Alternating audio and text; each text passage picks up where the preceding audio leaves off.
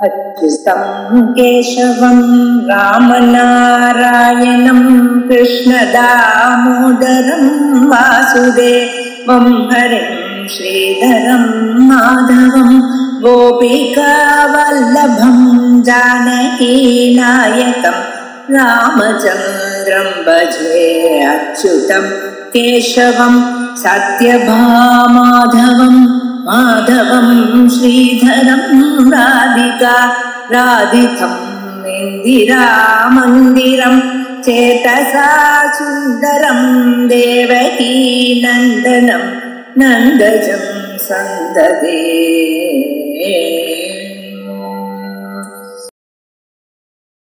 श्री गुरुभ्यो नमः. श्रीमद् भगवद्गीதை 2வது அத்தியாயம் 9வது ஸ்லோகம். சஞ்சய உவாச்ச ஏவமுக்த்வா ஹ்ருஷீகேஷம் குடாகேஷः பரந்தபः நயோத்ஸ்யே இதி கோவிந்தம் உக்த்வா தூஷ்ணீம் பபூவः. இதுக்கு முன்னாடி என்ன நடந்தது? 2 சேனைகளுக்கு மத்தியிலே ரதத்திலே அர்ஜுனன் நிற்கிறான். எல்லா இடத்துலையும் சுத்தி பார்க்கறான். பார்க்கும்போது அங்க அத்தனை பேரும் ரொம்ப நெருங்கினவாளா இருந்திருக்கா யுத்தத்துல. அதை பார்த்த உடனே கலங்கி போயிட்டான். இவாளெல்லாம் எப்படி கொல்றது? இவாளை கொன்னுட்டு நான் எப்படி சௌக்கியமா இருக்க முடியும் அப்படின்னு 2 சோகம் அவனுக்கு வந்தது. ரொம்ப வருத்தப்பட்டான். சோகம் வந்த உடனே அவனுடைய புத்தி வேலை செஞ்சது. என்ன வேலை செஞ்சதுன்னு சொன்னா, இந்த யுத்தத்தை நிறுத்திட்டா தேவல. இந்த யுத்தத்தை நிறுத்தறதுக்கு உண்டான காரணங்கள்லாம் யோசிச்சது புத்தி. யோசிச்சு சுவாமி கிட்ட அவனே சொல்லிடுறான், இந்த யுத்தம் பண்ணினா இவ்வளவு தோஷங்கள் வரும், நிறைய தப்புகள் வரும், அதெல்லாம் வராம இருக்கிறதுக்கு நம்ம யுத்தத்தை நிறுத்திடுறது தேவல அப்படின்னு ஒரு முடிவுக்கு வந்துட்டான். நடுப்புற கொஞ்சம் சந்தேகமும் இருக்கு, ஒன்றும் புரியல அப்படின்னு. அதையும் சொல்றான். கற்பண்ய தோஷோபகத ஸ்வபாவா பிரிச்சாமி துவாம் தர்ம சம்மூட சேதாக. தர்மம் எதுங்கிறதுல எனக்கு ஒரே மோகமா இருக்கு, புரியல, அதனால கேட்கிறேன், நான் என்ன பண்ணலாங்கிறது நீயே சொல்லு அப்படின்னு சொல்றான். இதுவரையில் நாம பார்த்திருக்கோம். இப்போ சஞ்சயன் இந்த விஷயத்தை திருதராஷ்டிரனுக்கு தெரிவிக்கிறான். ஏவமுக்த்வா ஹ்ருஷீகேஷம். ஹ்ருஷீகேஷங்கிறது யாரு? பகவான். பகவானை பார்த்து அர்ஜுனன் இவ்வளவு தூரம் எல்லாம் பேசிட்டான், இந்த மாதிரி இருக்கு அப்படின்னு சொல்லிட்டு, யாரு? குடாகேஷா பரந்தபா. குடாகேஷங்கிறது அர்ஜுனன். பரந்தபகான்னு சொன்னா சத்ருக்களை தாபப்படும்படியாக செய்கிறவன். அதான் இவனை பார்த்தா சத்ருக்கள் பயந்துருவா. அப்பேற்பட்ட ஒரு வீரனான அந்த குடாகேஷா அர்ஜுனன் இவ்வளவு தூரம் சுவாமி கிட்ட எல்லாம் சொல்லி முடிச்சுட்டு கடைசியில என்ன சொன்னான் தெரியுமா? நயோத்ஸ்யே, இல்லே நான் யுத்தம் பண்ண போறது இல்லை அப்படின்னு விட்டான். இது கோவிந்தம் உக்த்வா. கோவிந்தா அதே பகவான் தான். பகவானை பார்த்து நான் யுத்தம் பண்ண போறது இல்லை, இதான் என்னுடைய முடிவு அப்படின்னு சொல்லிட்டு தூஷ்ணியும் பபூவா, பேச்சை நிறுத்திட்டான். இதோட முடிஞ்சு போச்சு, பேச்சை முடிச்சுன்னு விட்டான். இப்ப நான் ஒன்றும் பேசப்படுறது இல்லை, நீ பேசு, நான் ஏதாவது பண்ணணும்னா என்னுடைய முடிவு என்னன்னா இந்த யுத்தம் கிடையாது அப்படின்ட்டான். தம் உவாச்ச ஹ்ருஷீகேஷா பிரஹசன்னிவ பாரத சேனையோஹ உபயோர் மத்தியே விஷீதந்தம் இதம் வச்சஹ. தம் உவாச்ச, முடிச்சுட்டான் பேச்ச. அந்த அர்ஜுனனை பார்த்து பகவான் பேசுறார். என்ன பேசுறார்? சிரிச்சுண்டே பேசுறாராம். பிரஹசன்னிவ பாரத. அவனை கேலி பண்ணி சிரிச்சுண்டே சிரிக்கிற மாதிரி. இவ நிஜமான சோகத்துல இருக்கிறவனை கேலி பண்ணி அவனை இன்னும் கொஞ்சம் அதிகமா சிரமப்படுத்தணுங்கிறது அபிப்பிராயம் கிடையாது. ஒரு புன்சிரிப்போட பேசுற. அப்படி பேசினா அவனுக்கு சோகம் கொஞ்சம் குறையும்னு நினைக்கிறார். ஒரு விசுவாசம் வரும், ஓஹோ இது ஒரு பெரிய விஷயம் ஒன்றும் இல்லை, அதாவது நாம் ஏதோ ரொம்ப பெரிய விஷயமாக நினைச்சுட்டு அவ்வளவு சோகம் பண்ணியிருக்கோம், இவ்வளவு சோகப்படுறதுக்கு இங்க ஒன்றும் விஷயம் இல்லை, அதனாலதான் சுவாமி கொஞ்சம் சிரிச்சுட்டு பதில் சொல்றார் அப்படின்னு அவனுக்கு கொஞ்சம் மனசு கொஞ்சம் திருடப்படும். அதுக்காக பிரஹசன் இவ பாரதன்னு திருதராஷ்டிரனை பார்த்து சஞ்சயன் சொல்லக்கூடிய வார்த்தை இது. திருதராஷ்டிர மகாராஜா, இந்த மாதிரி அர்ஜுனன் சொல்லி முடிச்ச உடனே அவனை பார்த்து சுவாமி சிரிச்சுட்டே பேசுறார். ஏன் சிரிக்கிறார்? சேனையோர் உபயோர் மத்தியே விஷீதந்தம் இதம் வச்சா, சேனையோர் உபயோர் மத்தியே விஷீதந்தம் தம் உவாச்ச. எங்க உனக்கு இந்த சோகம் வந்திருக்கு பாரு. இது ஆரம்பத்திலேயே வந்திருந்ததுன்னா சரிப்பா வேண்டாம் யுத்தம், நம்ம ஏதோ பேச்சுவார்த்தையில செய்யா போடலாம், அப்படி பண்ணிருக்கலாம், நிறுத்திருக்கலாம். 2 சேனைக்கு மத்தியிலேன்னு சொன்னா எல்லாம் தயார், யுத்தம் தான் ஆரம்பிக்கணும், அதான் பாக்கி. இப்ப இந்த மாதிரி பண்றியப்பா அப்படின்னு சொல்ற. இதம் வச்சகா, அவர் ஒரு வார்த்தை சொல்றார்.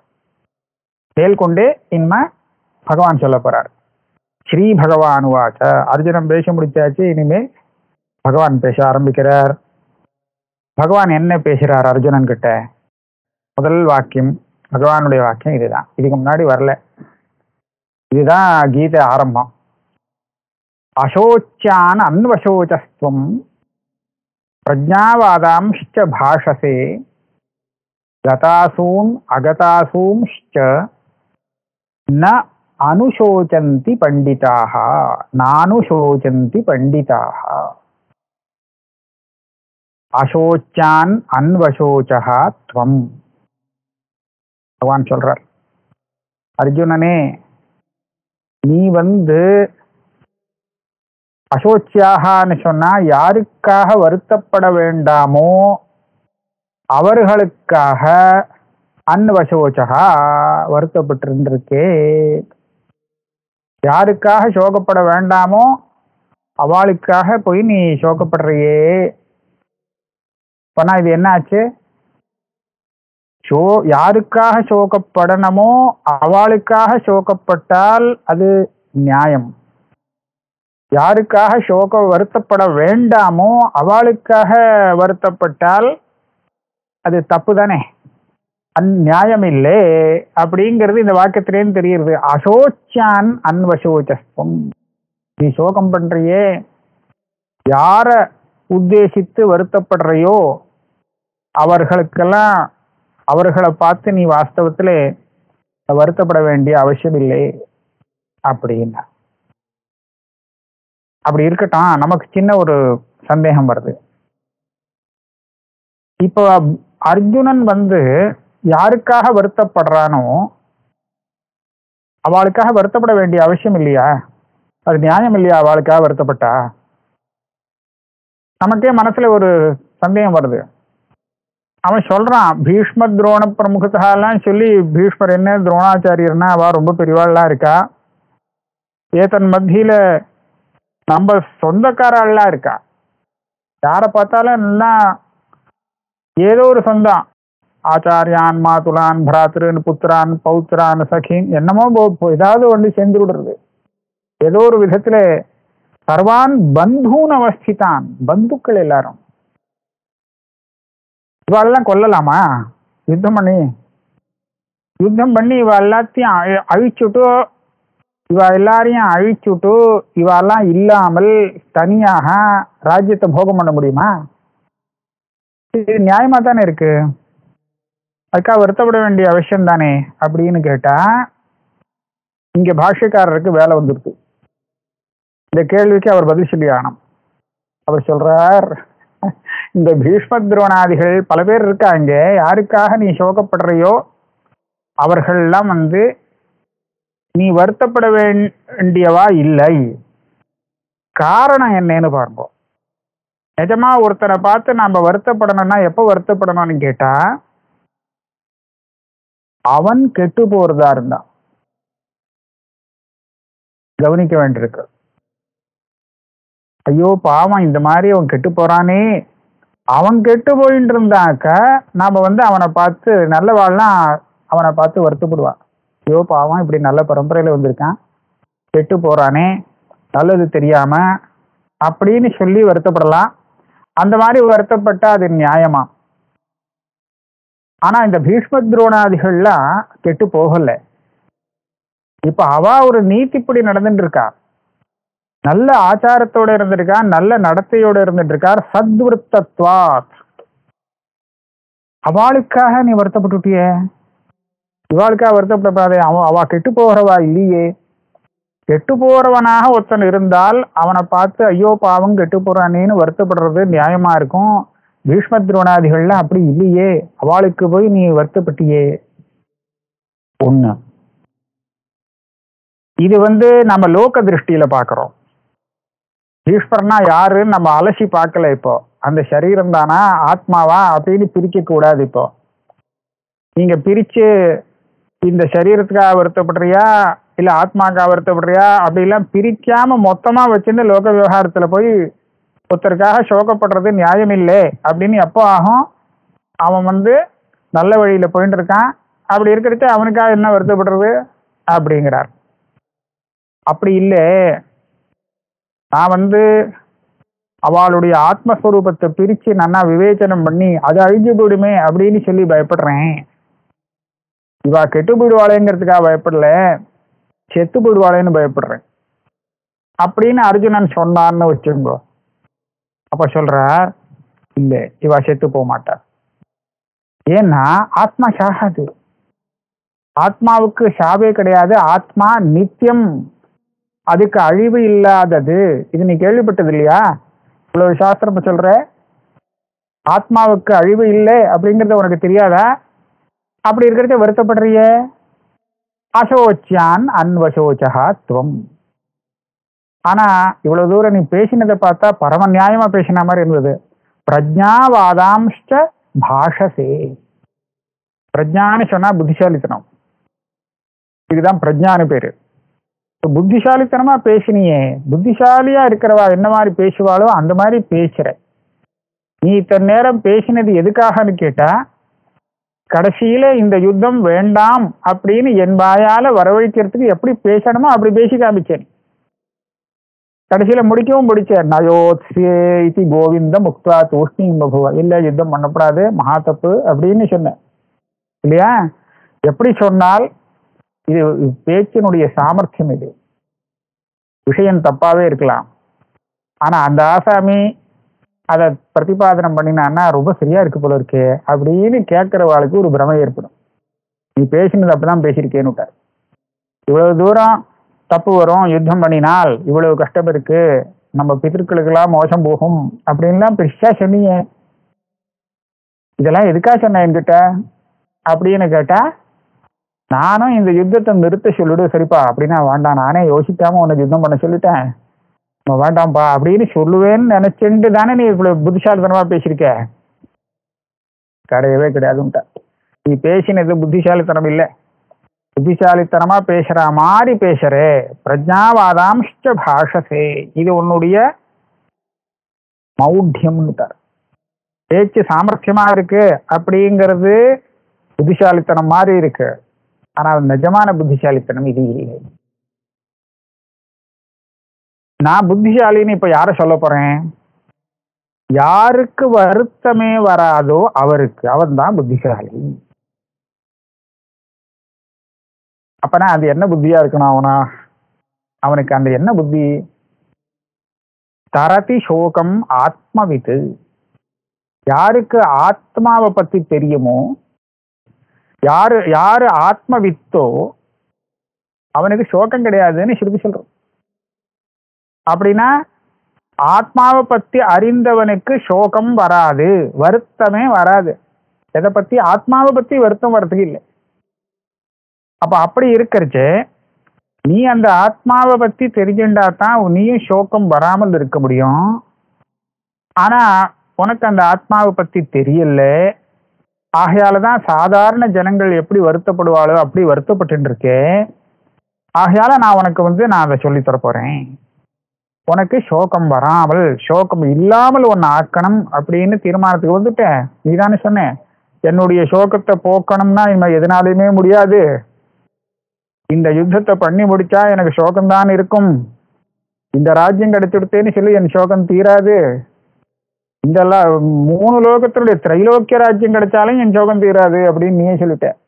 ஆக உன் சோகத்தை தீர்க்கணும் அப்படின்னு சொன்னா உனக்கு ஆத்ம ஞானத்தை கொடுத்தாதான் முடியுங்கிற ஒரு முடிவுக்கு வந்துட்டார் சுவாமி.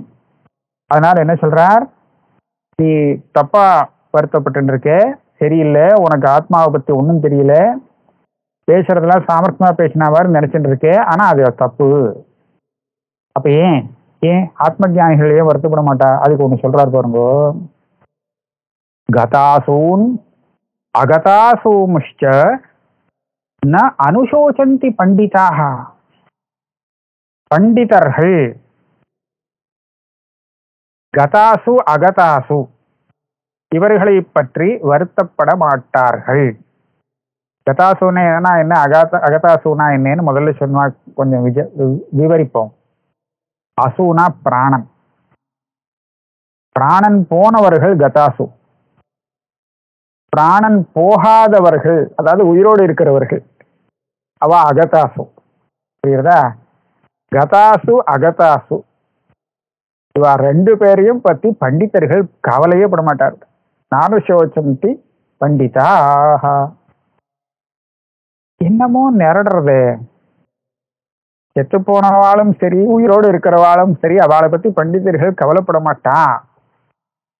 என்ன நியாயம் அது? கவலைப்பட வேண்டாமோ அப்படின்னு கேட்டா, பண்டிதாக அப்படிங்கிறதுக்கு என்ன அர்த்தம்? பாஷ்யக்காரருக்கு வேலை வந்துருச்சுங்க. சொல்றார், இங்க பண்டித சப்தத்தினாலே ஆத்ம ஞானிங்கிற அர்த்தத்தை எடுத்துக்கணும். பண்டா ஆத்ம விஷயா புத்திஹி இந்த அர்த்தத்துல அங்க பிரயோகம் பண்ணியிருக்கார். பிருஹதாரண்யக உபனிஷத்துல இந்த சப்தம் வருது. தஸ்மாத் பாண்டித்யம் நிருவித்ய பால்யேன திஷ்டாசேத் அப்படின்னு பிருஹதாரண்யக உபனிஷத்து சொல்லும். பாண்டித்யத்தை முதல்ல சம்பாதிக்கணுமா, அப்புறம் பால்யம். புரியாத சப்தங்கள். பாண்டித்யம் அப்படின்னு சொன்னா ஆத்ம ஞானத்தை முதல்ல வேதாந்த சிரவணம் பண்ணி அதனால ஆத்மாவை பத்தி தெரிந்து கொள்ள வேண்டும். இந்த ஆத்ம ஞானத்துக்கு பண்டானு பேரு. அந்த பண்டா யாருக்கு வந்ததோ அவன் தான் பண்டிதன். புஸ்தகத்தை படிச்சாங்கிறதுக்காக பண்டிதன் இல்லை, அதெல்லாம் கவுன பண்டிதன், முக்கிய பண்டிதன் இல்லைன்னு வச்சுக்கோ. ஆக ஆத்ம ஞானம் வந்தவன். ஆத்ம ஞானம் வந்ததுக்கு அப்புறம் அவன் எப்படி இருக்கணும்? பால்யேன திஷ்டாசே, பால்யமா இருக்கணும். பால்யமா எப்படி இருக்க முடியும்? வயசாயிண்டே இருக்கும்போது திருப்பியும் பால்யமா இருந்துச்சுன்னா எப்படி இருக்க முடியும் அப்படின்னு கேட்டா, இந்த இடத்துல பால பாவம், பால வயசு இல்லை, அந்த சின்ன குழந்தையோடைய வயசுல ஒன்னு இருக்க சொல்லல. ஆத்ம ஞானியாக இருக்கிற பண்டிதன் குழந்தைக்கு மனசுல எந்த ஒரு பாவம் இருக்குமோ அந்த பாவத்தை அடையணுமா.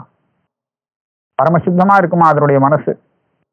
ஏன்னா அதனுடைய மனசுல இன்னும் பூரல தப்பான அபிப்பிராயங்கள்லாம். அதனால இருக்கிறபடி பார்த்துடும், அதை மாற்றி ஏற்றி ஒன்றும் பண்ணாது. அப்படியாக நிஷ்கபட பாவமா இருக்கக்கூடிய அந்த பாவம் இருக்கு, குழந்தைத்தனம் பாவம், அதைத்தான் சொல்லியிருக்கு பால்யம்னு. அது செய்யற மாதிரி இருக்கிற இடத்துலயே எல்லாம் பண்றது இருக்கு, அது இல்லை. யசோபபாத மூத்திர புருஷத்துவாதிகள் கிடையாது. இஷ்டத்துக்கு எதவனாலும் செஞ்சு பண்றதுங்கிறது இல்லை, மனசை சுத்தமா வச்சுக்கிறது. வச்சுட்டா ஆத்ம ஞானம் சௌக்கியமா இருக்கும். இதை சொல்ற இடத்துல பாண்டித்யம் அப்படிங்கிற இந்த சப்தம் ஆத்ம ஞானத்தை குறிக்கிறது.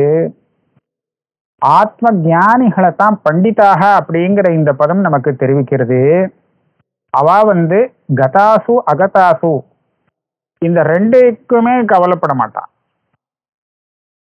அப்படின்னா என்னாச்சு?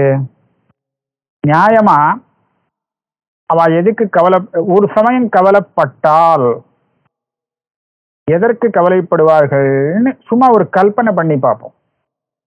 அவளுக்கு ஆத்மா தெரியுது.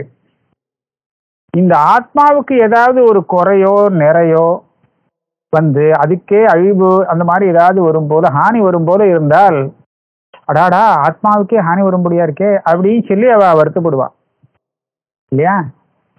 ஆத்மாவுக்கு அந்த மாதிரி எதுவுமே இல்லை. ஏன்னா இவ ஆத்மாவை சரீரத்திலேருந்து தனியா பிரித்து புரிந்துட்டான். இப்போ சரீரங்கிறது என்ன? உயிரோடு சேர்ந்து இருக்கும் சரீரம், உயிர் இல்லாத சரீரம். ரெண்டு சரீரம் ஆத்மாவிலேருந்து அவளுக்கு தனியா தெரிகிறது. அவளுடைய திருஷ்டியை வச்சுன்னு பாருங்க. கதாசு அகதாசு அப்படின்னு சொல்றச்சே, ஆத்மாவை தெரிந்தவர்கள் இவாளுக்கு உயிரோடு இருக்கிறது எது, உயிரோடு இருக்கிறதாக எது தெரிகிறது? சரீரம் தெரிகிறது. அதே செத்துப்படுத்தோம்னா உயிர் இல்லாத சரீரமாக இருக்கும். உயிர் உடைய சரீரம், உயிர் இல்லாத சரீரம். இதுதான், இது ரெண்டையும் கத்தாசு அகதாசு சொல்ற. கதப்பிராணான் அகத பிராணான் அப்படின்னு உயிரோடு உள்ள சரீரத்தை பத்தியோ உயிர் இல்லாத சரீரத்தை பத்தியோ ஆத்ம ஞானி கவலைப்பட மாட்டான். ஏன்னா சரீரம் அழியிறது நிச்சயம், அது அழியதான் அழியும். அது நல்லவனுடைய சரீரமா இருந்தாலும் சரி, கெட்டவனுடைய சரீரமா இருந்தாலும், எப்படியா இருந்தாலும் அது அழிய போறது, அழியறது தான். அதை பத்தி ஒண்ணும் இல்லை. இன்னைக்கு அழியலைன்னா நாளைக்கு அழிஞ்சு போயிடும். நீ அழிக்கலைன்னா இன்னொருத்தன் வந்து அழிச்சுட்டு போடுவான். ஆக அழியக்கூடிய இந்த வஸ்துவை பத்தி அவளுக்கு கவலை இல்லை. ஆனா ஆத்மாவை பத்தி கவலைப்படுவாளான்னு கேட்டா ஆத்மாவுக்கு அழிவே இல்லை, அதை பத்தியும் கவலை இல்லை. இப்ப என்னாச்சு? ஆத்ம ஞானிக்கு கவலை இல்லைன்னு ஆயிடுச்சு. ஏன்னா கவலை பண்றதுக்கு விஷயம் இல்லை. அழியக்கூடியது அழியதான் போறது, அதுக்கு நமக்கு என்ன அப்படின்னு விடுவான். ஆத்மா அழியுமானா அழியாதுன்னு தெரிஞ்சு போச்சு. ஆக எதை பத்தியும் கவலைப்படுறதுக்கு இல்லை அப்படின்னு. இப்போ கதாசூன் அகதாசூம்ச்ச நானுசோச்சந்தி பண்டிதாக அப்படின்னு இருக்கு. நீ வந்து இப்போ எதுல சேர்த்தி சோகப்படுற, வருத்தப்பட்டு இருக்க?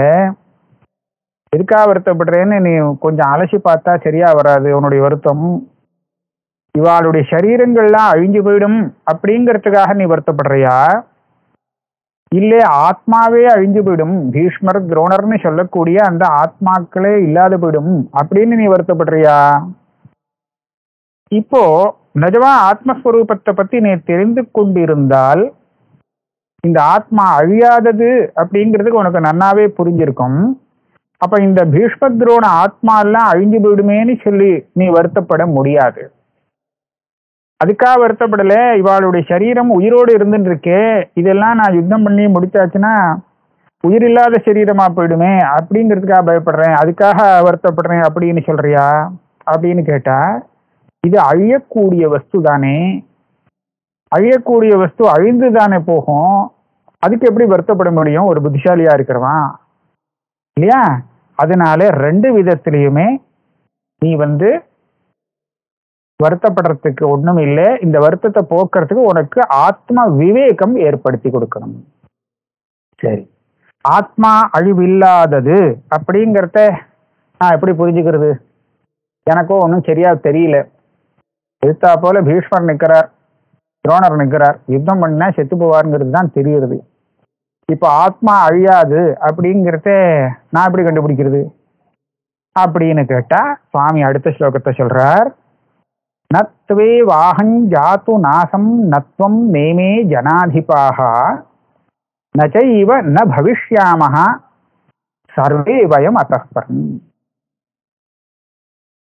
இது பாரு, இப்ப சரீரத்திலேருந்து நம்மள ஆத்மஸ்வரூபத்தை கொஞ்சம் பிரிச்சுண்டு பாரு, அப்ப நான் சொல்றது உனக்கு புரியும். நான் ஒரு விஷயம் உனக்கு சொல்றேன். நத்வே வாஹம் ஜாத்து நாசம்.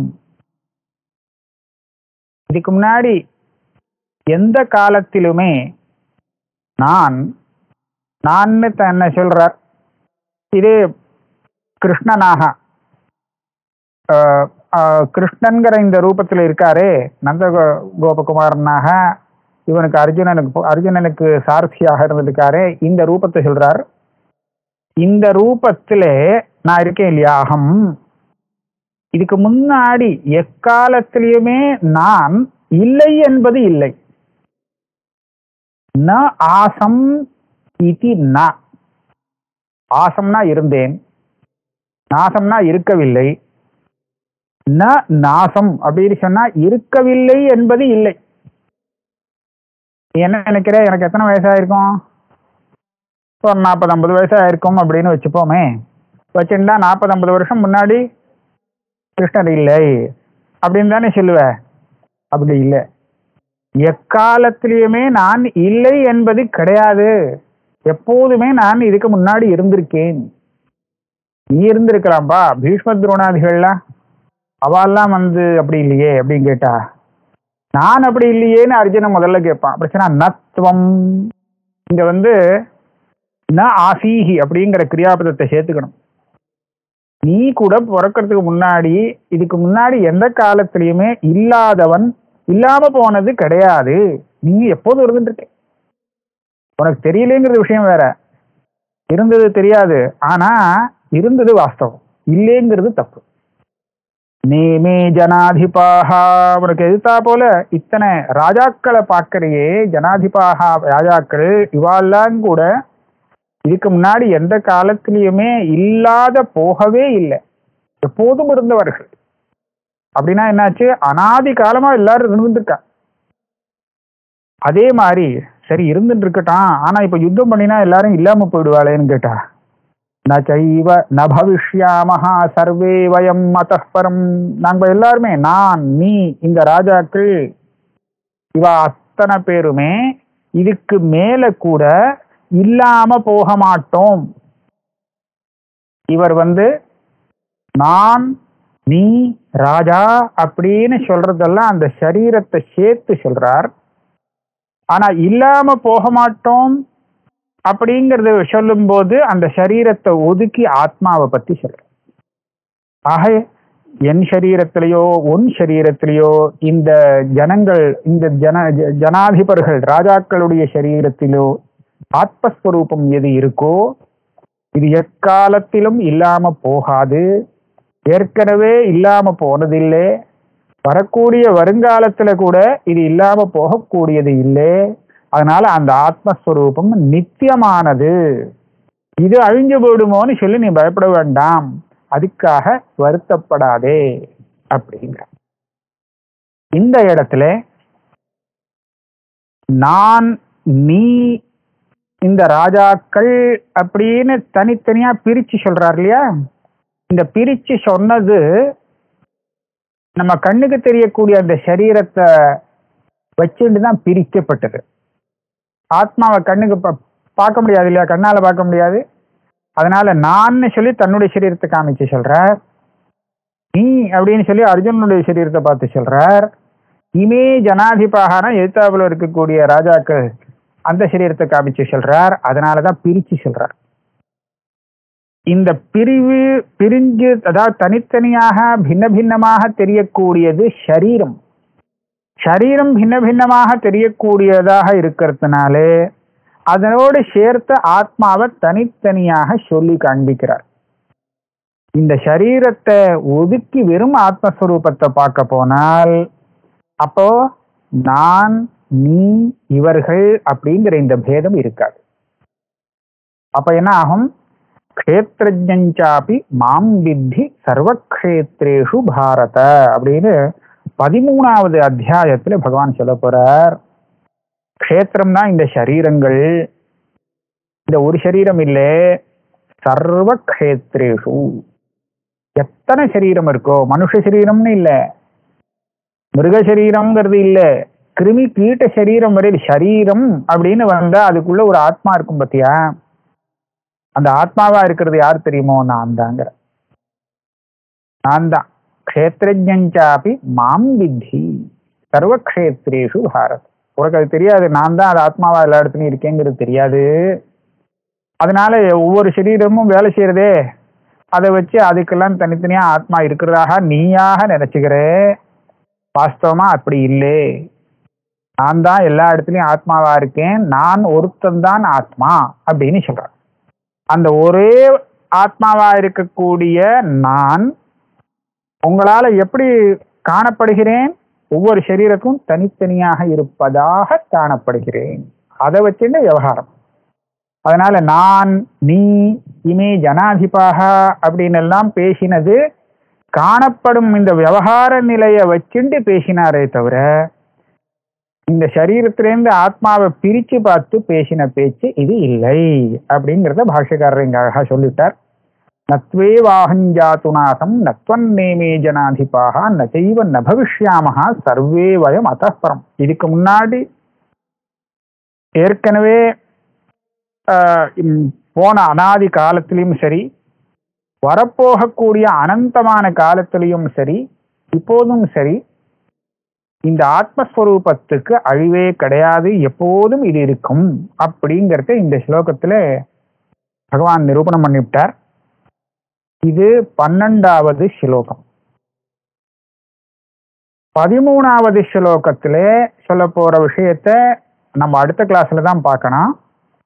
ஆனால் அங்க என்ன சொல்ல போறார் அப்படின்னு கேட்டா, இந்த ஆத்மஸ்வரூபம் தேகத்திலேருந்து பிரிக்க முடியாமல் நாம திண்டாடுறோம். அதனால தேகம் பிறக்கும் போது தனக்கே பிறப்பு வந்தது, ஆத்மா பிறந்ததுன்னு நினைக்கிறோம். தேகத்துக்கு ஒரு மரணம் அழிவு வரும்போது அடாடா போயிடுதே அப்படின்னு சொல்லி ஆத்மாவுக்கே அழிவு வந்ததாக நினைச்சு விடுறோம். ஆனா அப்படி இல்லை. ஒரே தேகத்துல, அதே தேகத்துல சின்ன குழந்தை பிறந்ததுலேருந்து ஆரம்பிச்சு கிழவனா ஆகிற பரியந்தம் எத்தனை விகாரங்கள் வந்துட்டு போயிடுறது. ஆனா அந்த ஆத்மா தேகி தன்னை வெவ்வேறு, சின்ன குழந்தையா இருக்கிறச்ச நான் வேற இப்போ வேறன்னு யாராவது சொல்றானா? சொல்றது இல்லை இல்லையா? அதனால அது வேறதான், தேகத்துல வந்துட்டு போயிட்டு போகலாம்.